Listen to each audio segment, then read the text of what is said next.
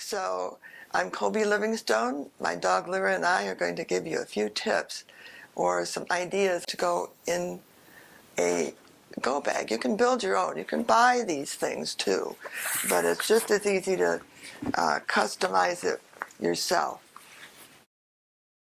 First of all, choose something that is lightweight, and we really suggest that you use a backpack because then it allows you to be hands-free. Think about, what would I need?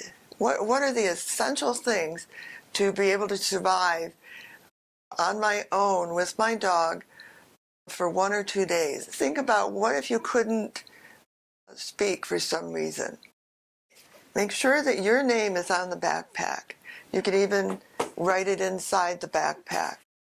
Make sure that the name of your dog is there. It's important to have an ID. Have some sort of container that will keep a few bucks and your ID safely and protected from the elements. And have emergency information in a printed form in a plastic bag. You want to put down an emergency contact that's not in the geographic area where you live.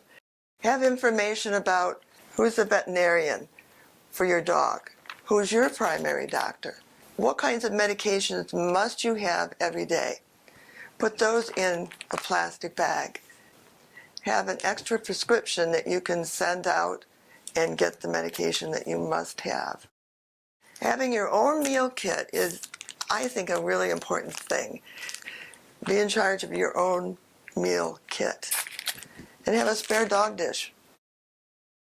Find an emergency kit or make your own, a first aid kit that will repair simple cuts and contusions.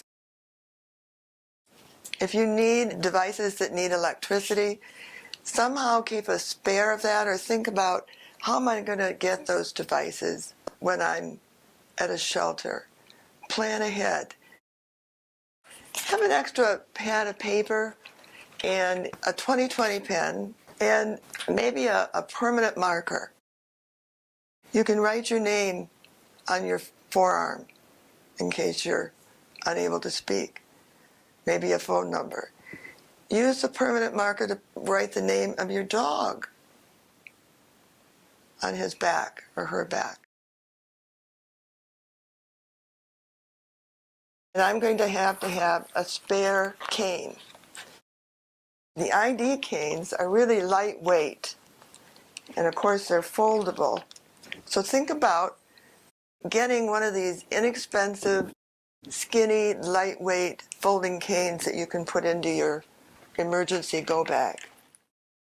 Have an extra pair of sunglasses. Have a hat. Have a durable hat that is going to protect you.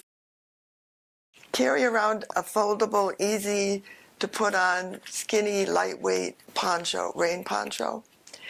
I also would encourage you to find a source for space blankets, I'll call it, where it keeps you warm, keeps you cool, keeps you out of the elements. How about a flashlight? Not necessarily for you if you're totally blind, but it's a signaling device. It's something that you can turn on and, wave around in the air and say, here I am. Speaking about communication during emergency, think about a whistle that you can alert people. And if you can't speak, this alerts people. Have extra garbage bags that you can use for a variety of purposes.